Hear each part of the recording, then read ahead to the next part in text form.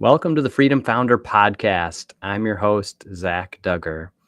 Now, when you were in high school, how ambitious were you? Were you mowing lawns? Did you have a paper route, working at Pizza Hut? Were you selling candy out of your locker? Well, my guest today, Rob, is someone who did have that ambition, who was selling candy out of his locker. And now we're going to get into a little bit of that conversation as well as what he's doing today. But Rob, thank you for joining us today. Zach, thank you for having me. I'm so grateful to you for spending time to chat, and hopefully we're going to have a great time and provide the listeners with a couple of nuggets of wisdom or something like that. Absolutely. Every time I've spoken with you, even just prior to this conversation, I feel like I get nuggets of wisdom every time, Cool. Rob. So I Thanks. appreciate that. Cool. Now, I meant to ask, but just for our listeners and my own benefit, could you pronounce your last name for us? I saw you pause there. That was really smart when you were doing the intro. Yes, it's Rob Dube is the way the last name is pronounced. Excellent. I actually thought that was the case, but wanted to make sure that it wasn't that you were part of the Dube brothers. So I know I have been accused of that actually many times. Dube. I get called all of them, and I love them all. Actually, it's a blast. Absolutely. Perfect. Well, thank you, Rob. All right. So with these conversations, I love to start with just that foundation. And I prefaced it a little. And of course, the details speak for themselves, but your ambitions in the entrepreneurial space got started fairly young. So talk a little bit about that early foundation and selling blow pops out of your locker. Well, who knew, first of all, and who knew that story would go on for this long? But people relate to it, let's be honest, especially entrepreneurs. My best friend, Joel Pearlman, and I had this idea to sell these blow pop lollipops out of our locker in ninth grade.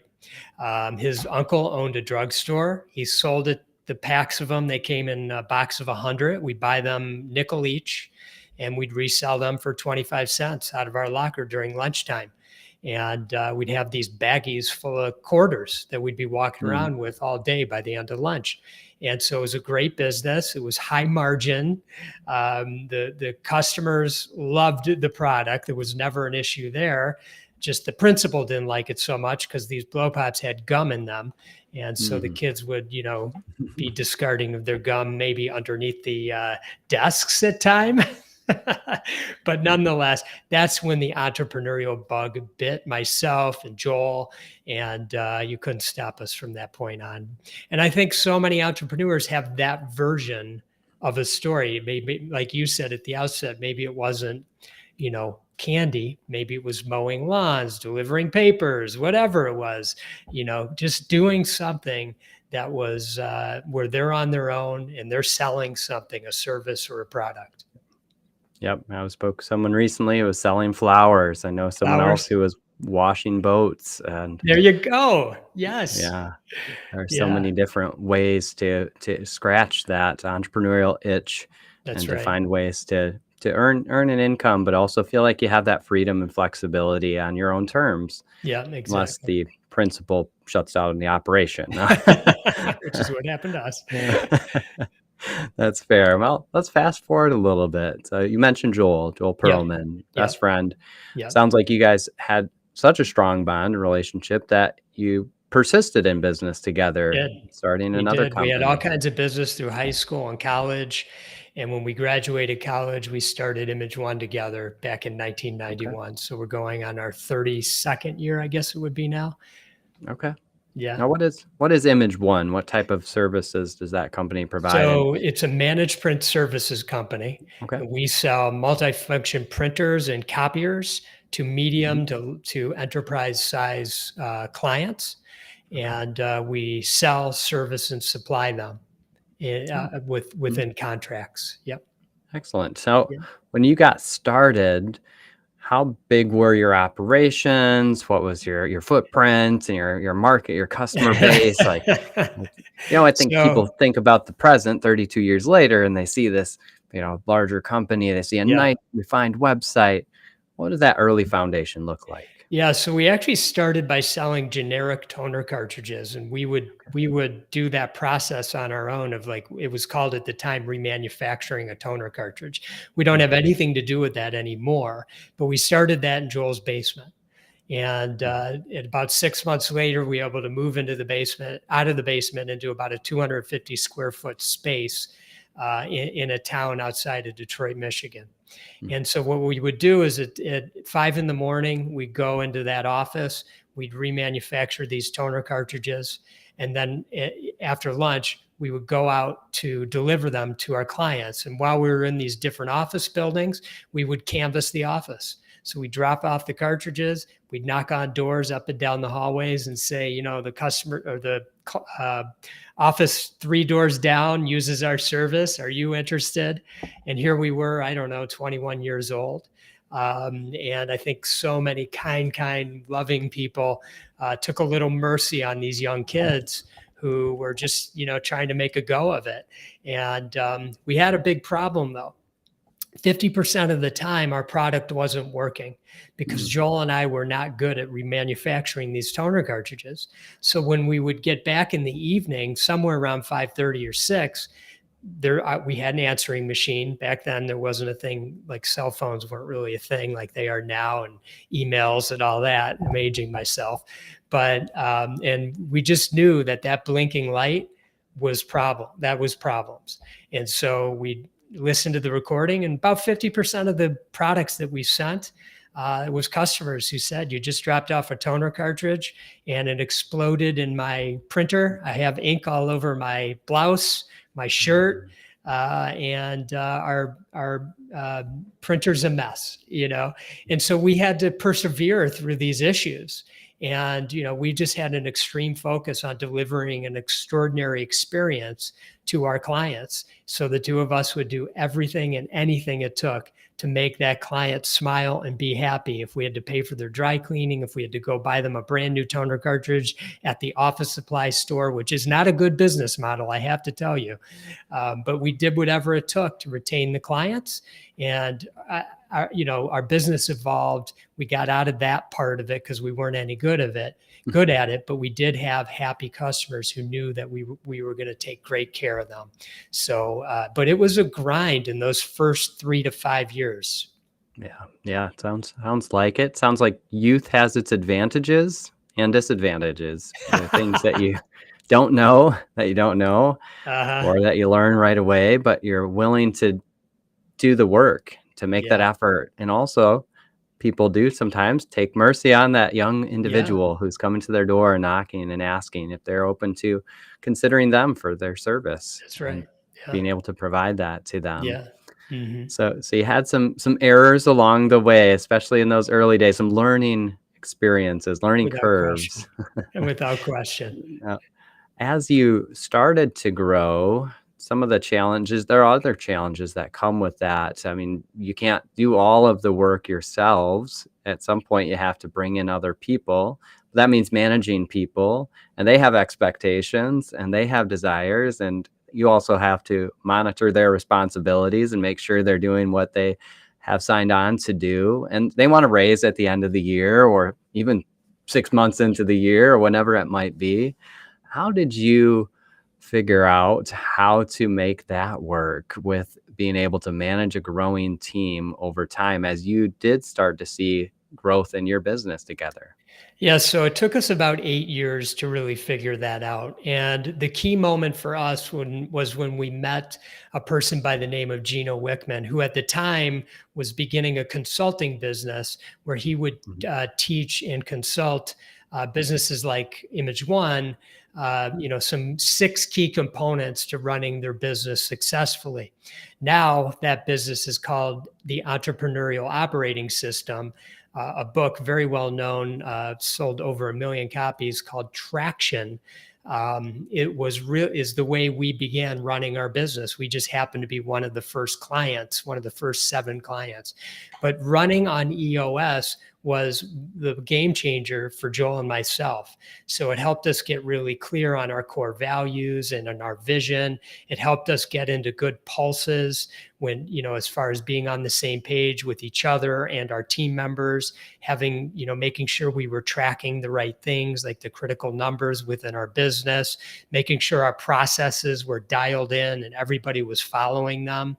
So things like that were just really critical that we were not doing in those first 8 years. And what that did was it helped us gain a level of control almost over this operation that we had going on all of a sudden. And, I always like to share this story more just to say how impactful it was, more so than to have it sound like, I'm bragging or something, because I'm certainly not in this case. But we implemented EOS and we were so successful with it that within 4 years, we were approached by a public company who was interested in acquiring imageOne. And Joel and I ultimately sold the business in 2004. And again, the reason I bring up the story is that after they did a lot of due diligence, the president of that company had a conversation with me. And I remember specifically where we were and what he said. And what he said is, we are excited and felt very confident in your business and paying you what we're paying you for it because of the way you're operating it. I've never seen a small business operate like you guys are operating. And that was EOS. That wasn't me. That wasn't Joel. That was us just following the process. And I want to share that with your audience, because whether or not you want to sell isn't really the issue, but what it does is it creates value of the asset that you have, and your business is an asset. Please know that is one of your asset. It has value. And as you grow it, the value hopefully increases. Doesn't matter if you're going to sell it or not, but it's important to think about it that way. And so we were very fortunate in that, we implemented EOS successfully, and that this company noticed that was a positive thing when we went to sell. Now, I'll just finish the story by saying a little bit of dumb luck. 18 months later, they had a change in management, and they asked us if we would like to buy the company back, or really they gave it back to us. And so Joel and I, after 18 months, actually had the company back, and we've owned it ever since. Yeah. So, you came into that process 8 years, realized you needed some support, brought in a consultant to help establish systems in place to be able to monitor the operations, and somebody that has now been able to go on and help thousands of other businesses be able to implement that same system, and also wrote the book on the process that has been bought worldwide and over 1 million copies, as you mentioned. That process isn't something that people always think about on the front end, as having systems in place. And also, even though you did get to a point where someone came to you and asked about acquiring, you didn't come into it with that thought. So people don't always think about what that exit plan might look like, or if that would even be an option. So setting up systems in the operations allowed for an exit plan that wasn't even planned. But then, of course, the circumstances allowed you and Joel to return to the ownership of the company in 18 months later. That's right. Yeah. In starting imageOne and starting other businesses, you had to take the leap. You had to jump in and take that initiative to get started and start with a foundation. Whatever that foundation was at the beginning, it evolved over time and with support of others.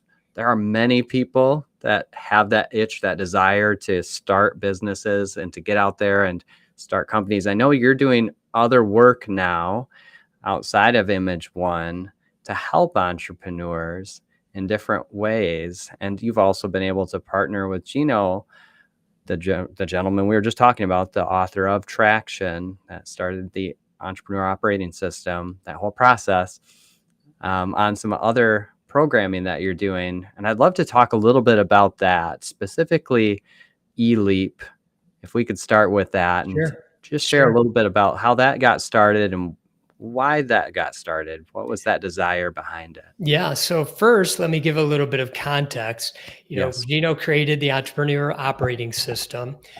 He sold the company about 5 years ago, and they are on the fast track to, right now they have over 200,000 people that use Mhm. the companies, excuse me, that use the EOS process. Now, Gino got thinking after he sold it. In my early stages, what do I wish an entrepreneur would know? And how can I help them improve their chances of success or convince them maybe they shouldn't even do this? Because when you decide to become an entrepreneur and go into your venture, you're about to go into 5 to 10 years of a very challenging time in your life because it's tough being out there. It's very rewarding, but it's tough. And it's important that you know yourself and you know what you're getting yourself into. And because we don't want you to have a challenging life for 5 to 10 years if at the end of the day it isn't bearing the fruits that you hoped it would. So he started to think, what would a company need? And the two of us, along with two other people, said, let's take this to the world. Gino wrote a book called Entrepreneurial Leap. You mentioned taking the leap a second ago. It's a really wonderful book. And what we've done is we've created an academy, the eLeap Academy, for early stage entrepreneurs with less than 10 employees. And so, we teach them some very important foundational tools for that stage of their business. We hope at some point that will help accelerate their growth, and eventually they'll move into operating on EOS, of course, or some other kind of platform. But it would make sense to operate on EOS because there's similarities between eLeap and EOS. Here's one of the first things we have entrepreneurs consider. Do they have these 6 essential traits? Are they visionary? Are they passionate? Are they problem solvers? Are they driven? Are they risk takers? And are they responsible? So we always ask at the beginning of the academy, are you all 6 of those, 5 of the 6? If you're 2 of them, take a pause back and really consider about what you're embarking on, because maybe entrepreneurship isn't for you. But if you are all of those 6 things, this is likely the path that you need to be on because no other path is going to serve you well. You'll be unemployable. Yes.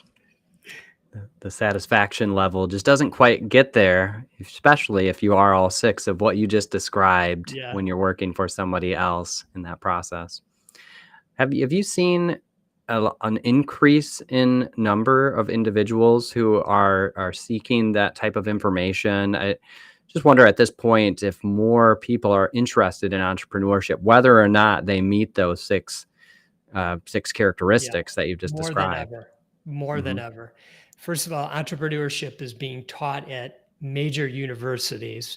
It's things that young kids now talk about becoming an entrepreneur. Obviously, there's TV shows like Shark Tank would be the most popular one, but there's at least a dozen others that can be very specific, from flipping homes to Hmm. starting a restaurant and everything in Yep. between. So it's really become part of our culture, and it's of interest to many people, many young people especially. And so, when I was younger, entrepreneurship was considered very risky. Mhm. Thing is, it is very risky. That hasn't changed. But most of the time, when I was younger, people would think if you were an entrepreneur, you were kind of nuts for doing whatever you're doing. Nowadays, it's more uh, uh, common, that Mhm. somebody would want to become an entrepreneur. Thing is, but as I mentioned before, everybody isn't made to be an entrepreneur. And I don't know that you can really train someone to be an entrepreneur. And that's really what we're trying to bring out in our academy is, is this really for you? And if it is, we've got, a process to make sure that in your size range, you're going to have a strong foundation to increase your chances of success and be able to grow your business. Right. Sounds like you start with that foundation of, is this really for you? Right. And then we get Start there. past that. Exactly. And then start with those then foundational aspects of getting a business started at the early stages. Exactly. Things like, we actually have 8, we call must-dos that increase your odds of success. So it's important to have a clear vision. Like, where are you going with this thing that you just started? Yep. Understanding, are you a partner person?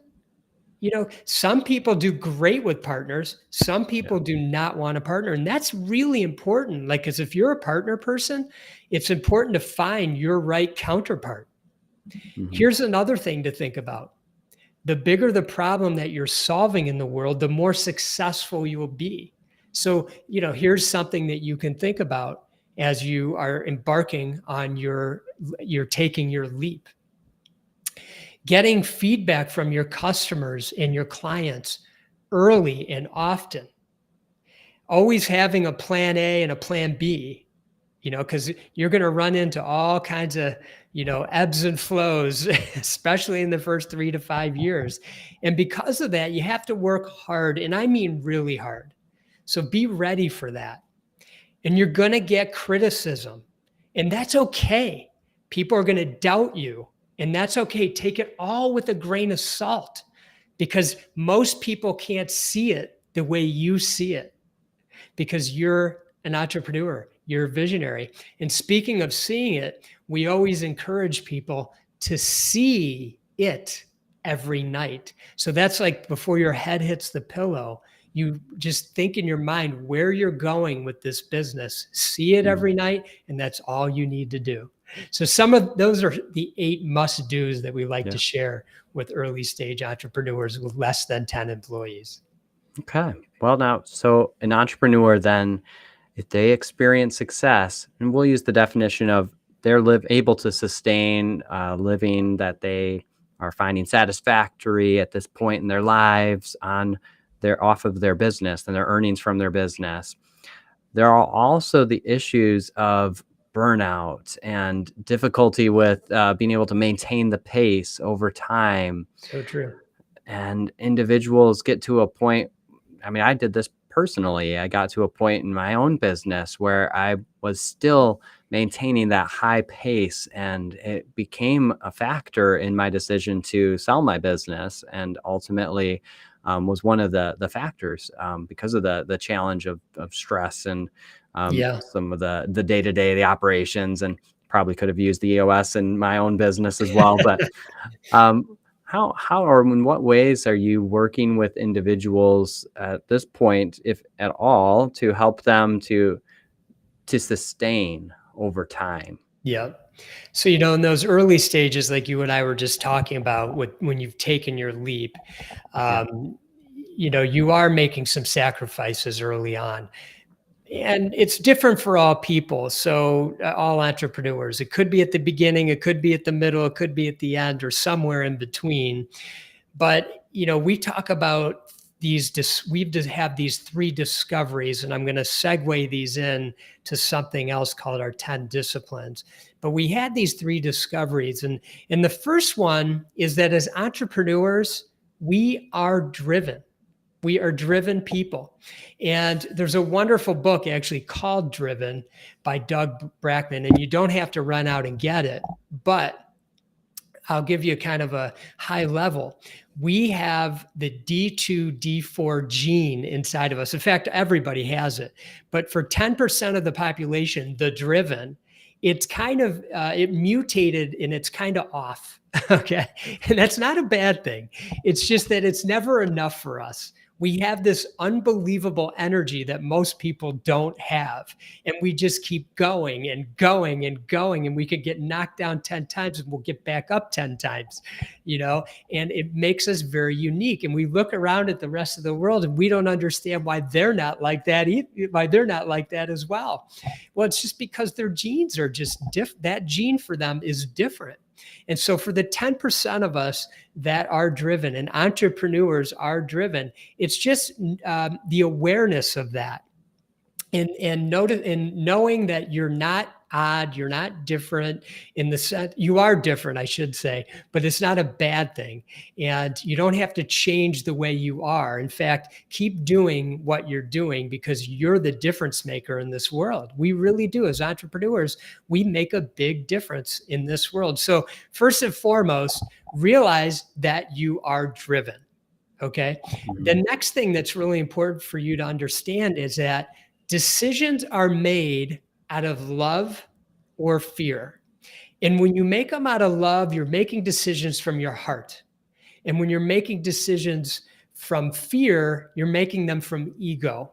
And so there's nothing you need to do about that right now other than just understand that, because you make 10 times the decisions than any normal person every single day. Okay. And that's very unique because you're a driven person. You put yourself in a position to be making lots of decisions. And so just know that your decisions are made out of love and fear or fear. And the last one of these discoveries is that it is possible to be driven and have peace. And what I mean by that is you don't have to always have this anxious, you mentioned anxiety. You don't have to always work at that level where you have this anxiety and this stress that's constantly driving you. In fact, by being more in flow, and we call it float, which is when you're doing your life's work, and if you are in such flow, it feels like you're floating. So we call it float, FLOWT. And so you can be driven and have peace, which means that stress, that anxiety comes down, and your drive that gave you 10x the ability now will give you 100x the ability, because when you're in a peaceful place, you make better decisions. You make your decisions out of love and not fear. So I'm going to pause there. If there's anything you want to say or ask, I'll give you that opportunity, and then I'll hop into how you build a foundation around these discoveries.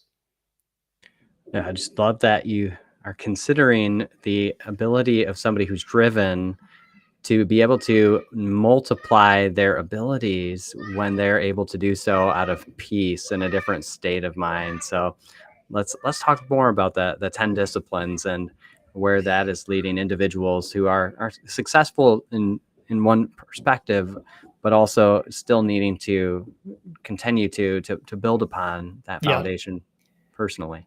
So, we want to build a foundation. Think about relationships. You need a strong foundation. Think about your business. You need a strong foundation. You need that same strong foundation in your life. As an entrepreneur, it's so important that you have absolute clarity around your boundaries. You must protect your boundaries, okay?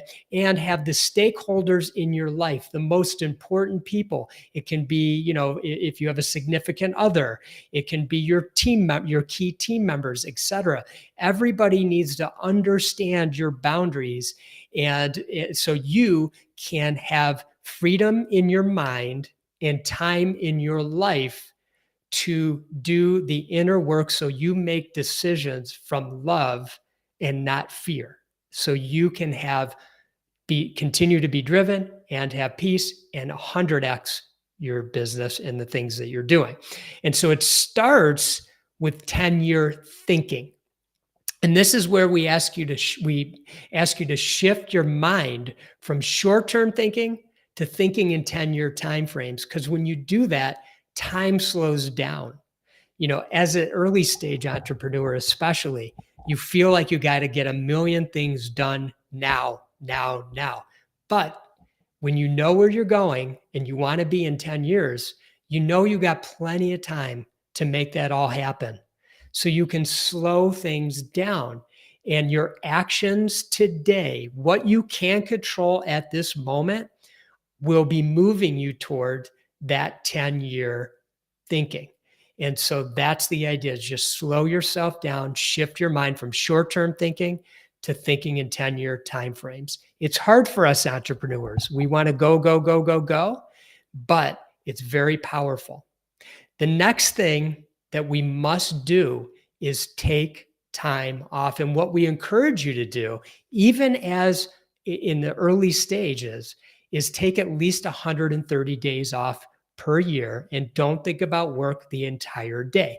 Now, before you freak out, if you took every weekend, holiday, and a few weeks vacation, every weekend, all holidays, US holidays, and 3 weeks of vacation, which I'm hoping you're able to do, then you got around 130 days. The hard thing for most entrepreneurs, because we're so driven, we can't help ourselves. We need to check our email just real quick. We need to check in with our team just real quick. We're just always going. We don't turn it off. And we've got to do that. We've got to turn it off and let our mind and our body catch up. The next thing we need to do is know thyself. Here we want you to be you 100% of the time. 24/7, 365. We say, let your freak flag fly. Be you. Stop pretending. Do not be a chameleon. People pick up on that inauthentic energy when you are trying to fit in. So just be you. People love the uniqueness of you. And this is what's going to help you feel more at peace because you're not pretending. And it is going to help the success of your business because people will appreciate the uniqueness that you're bringing to this world. The next one is be still. And here we encourage you to sit in silence for at least 30 minutes every day. Whatever that means for you. You can meditate, you can journal, you can be in prayer, you can be in contemplation, whatever that means for you, but you must turn it down 30 minutes every single day and let all this stuff that's going on in your mind settle. You imagine a jar with water and sand in it, and you shake it up and you see all the sand floating around. You can't even see through the jar. That's your mind. That's all of our minds. Let's face it. You all know what I'm saying right now. But when you set that jar down and the sand settles, you can see through. It's clear. This helps bring you clarity. And for some reason, we have a hard time doing this because why? We're so busy. We can't turn it off. We can't get ourselves to dial it down, but we've got to do it. Okay, one more, and then I'm going to pause. Know your 100%. And this is where we say, decide on and commit to the number of hours per week and weeks per year that you're going to deliver your value to this world. And you've got to dial that in. You have to play around with it. Do you want to work 50 hours a week? Do you want to work 30 hours a week? Do you want to work 80 hours a week? Whatever that is, find the perfect amount of time where 1 hour less feels like I got more to give, and 1 hour too much feels like I am getting burnt out. And it's so critical because what we want you to do here is always show up with the greatest amount of energy, both in your mind, the energy exuding from you, and the physical energy. So you're not drained. That's how you're going to grow your business. That's how you're going to recruit the best people to work with you, the best types of clients. And let's face it, let's go outside of our businesses for a minute. You're going to be better to the people that matter most to you in your life. And you know how important that is. Okay, so that's 5 of the 10, but I want to pause and just make sure that you don't have any questions or anything that you want to add in, Zach, and I can keep going or I can stop. It's totally up to you. Yeah, no, I think that those were already great pearls of wisdom just in the preface of those first 5 disciplines of the 10 disciplines. I know that many people in business, whether they've just started or have been operating for quite some time, still think they have to be on all the time, evenings, weekends, holidays, and it is a grind at that point where you're just focusing on it. Even if you're not actually doing anything, it That's so true. continues to mentally take up that space that makes it difficult to relax and to be present and in the moment with your family. And you mentioned that with identifying your 100% and realizing where your limits are and setting those boundaries so you can not only be your best self for your business, your employees, your clients, your customers, but you can also be your best self for those outside of work, your family, your friends, your relationships. Like those are all very critical. And I just highlighted a few of those that you mentioned, but I'd love to hear. I know we're going a little over the time, but if you can stay with me, I'd love to hear a little bit more of You want me the to keep going? rest Sure. of those Happy to if do you it. have it. Okay, let's Absolutely. round it out with the next 5, Let's do okay? it. So again, remember, you are driven, okay? You have that gene, that D2, D4 gene, and it's not popping the same way most people's do. And you're making decisions out of love or fear. And now you know it is possible to be driven and have peace. So you want this foundation in your life to get there. I shared with you the first 5. And so the next 5, as we build on the strengthening of that foundation. And the next one is say no often. And here we just say you have to say no to anything that does not fit into those first 5 disciplines. Here's a big boundary. And the reality is we have a hard time saying no. People ask us for things and we don't want to disappoint them. We are pleasers. We want to do good. We want to help.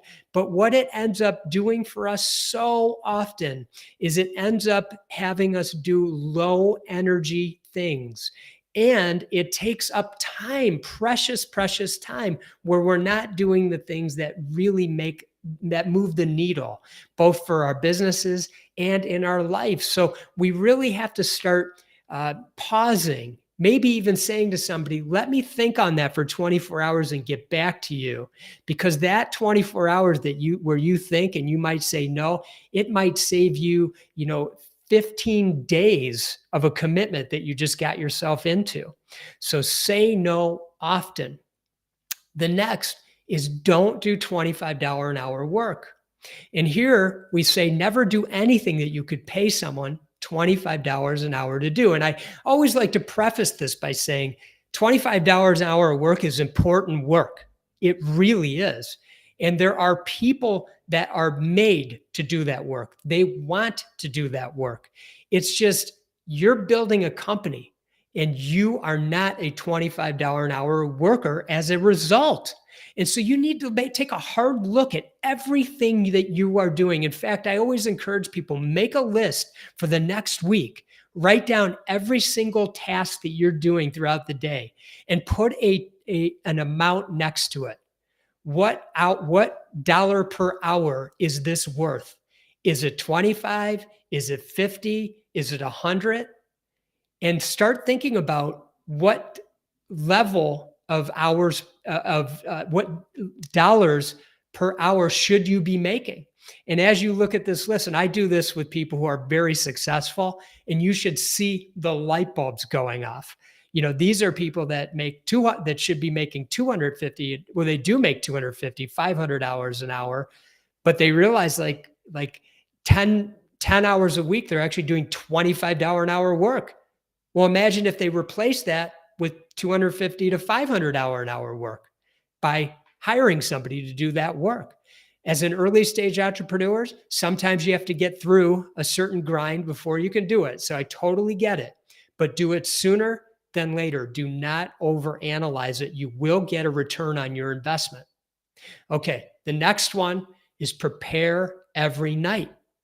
Before your head hits the pillow every night, document the next day's plan. It's so simple. So you simply, depending on what your tools that you use for your business, maybe it's your phone, maybe it's a planner, whatever, simply look at the next day. There's nothing else you need to do. It takes 5 minutes. Just look at what you have going on the next day, then go to bed. Let your subconscious do some work while you're sleeping. You're going to wake up You're going to be very clear about what your plan is for the day. And it isn't always business. It could be your workout in the morning. So when you wake up, you know, I'm going to work out right now because I looked at my plan and I know exactly what I need to do, when I'm doing it, and where I need to be.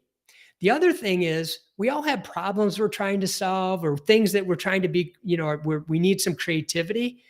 And when we do this process of preparing every night and we wake up, I don't know if this has ever happened to any of the listeners, but I know it's happened to me and it might have happened to you, Zach.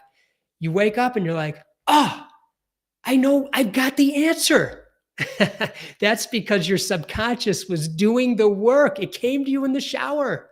Your subconscious did the work last night. Okay, so prepare every night. Very simple. The next one is put everything in one place. So let me explain. Pick the one place you're going to capture every idea, commitment, thought, action item, and promise throughout the day. Okay, so this could be as simple as a legal pad. It could be your mobile phone. You might have a tool on your mobile phone, like a note-taking tool. I use something called a Remarkable. It's a tablet, but it's the only place that you will write down every single idea that comes to you, every commitment that you make, every thought that you have, every action item, promises that you make to your team members, to your family members, to people in your life. You jot it all down. And at the end of the day, before you close up, you simply look at your one place and you look at all the notes that you took throughout the day and you disseminate them to the right places. Some things need to go on your calendar. Some things you might be able to delegate. Some things need to go on a to-do list. But see, you kept it all in one place as the day went on. This is the simplest thing. Prepare every night, put everything in one place. They're so simple, yet I work with so many entrepreneurs. I mean, our program, we bring so many people through the program. They don't do this. They have a million places. They have 4 or 5 places and they never know where anything is. Okay. Now the last one is be humble.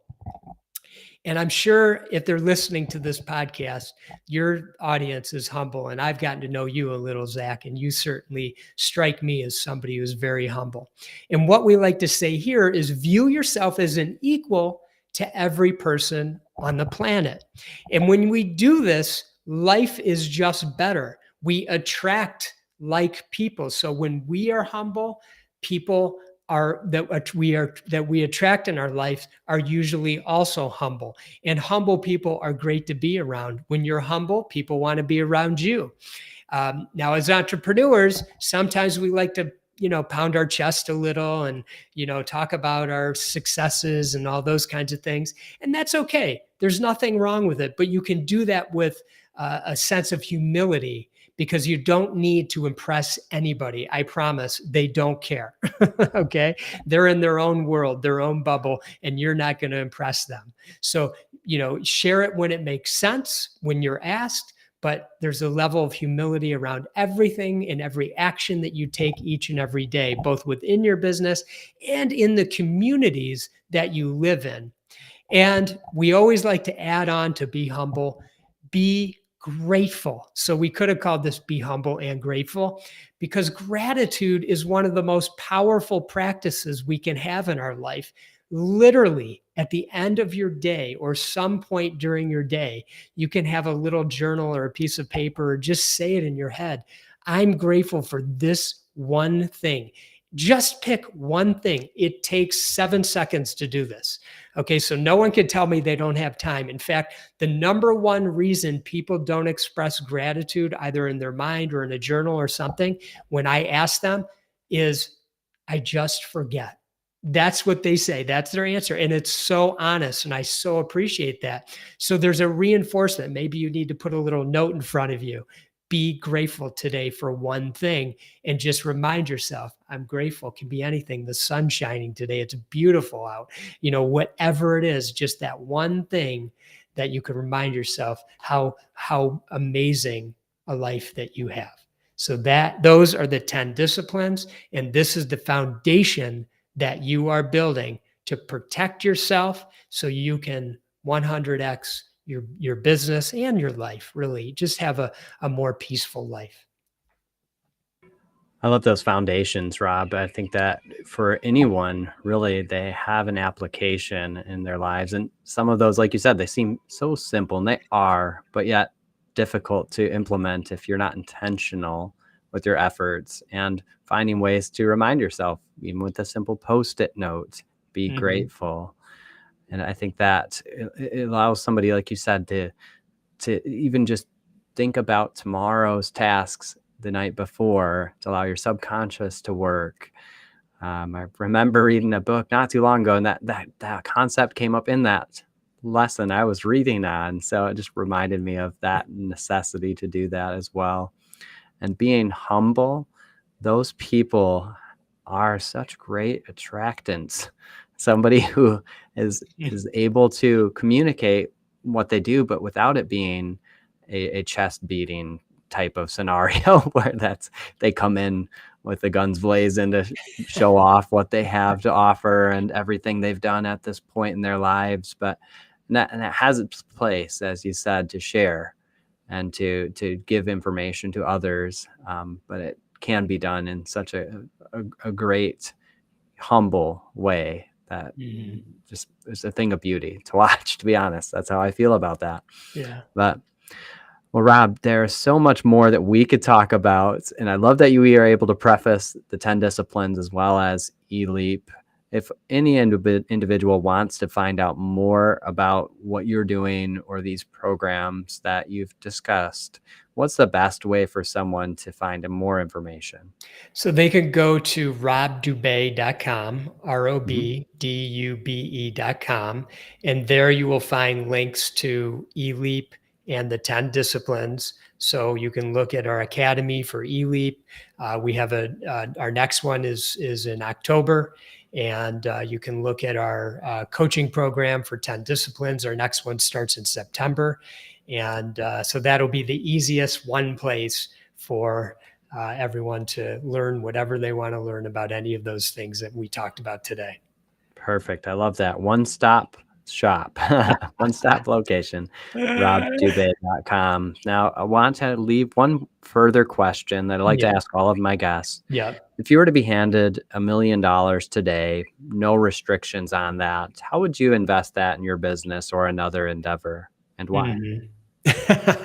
I know. Thank you, by the way, for for preparing me for that question earlier. And I have to say, Zach, I thought a lot about this, and I thought, boy, I could go down a lot of paths with this, and it would probably be very too granular for for the time that we have together.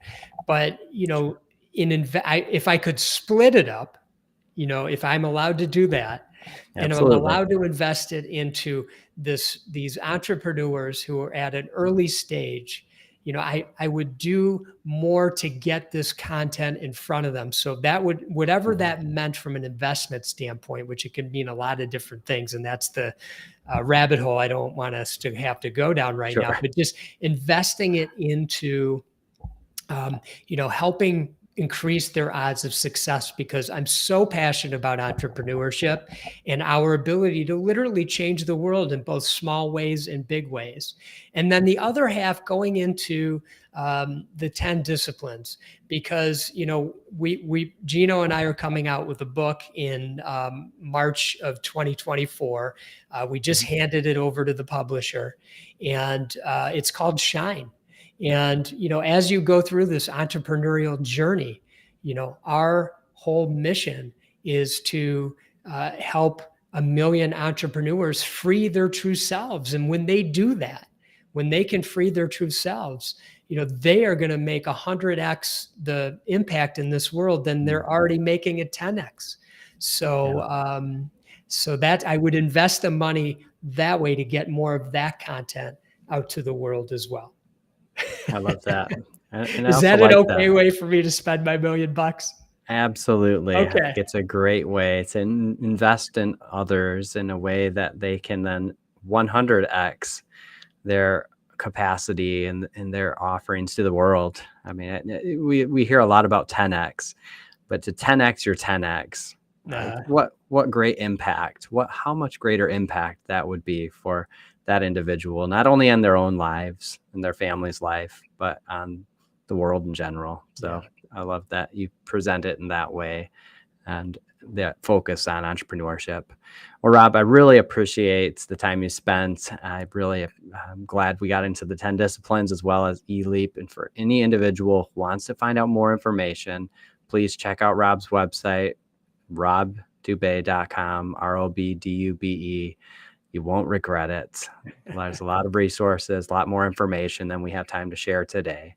So thank you again, Rob, and I hope to talk with you again in the near future. Thank you, Zach. I appreciate you. I'm grateful to you today and for your thoughtful podcast that's helping to change many lives around the world. Thank you.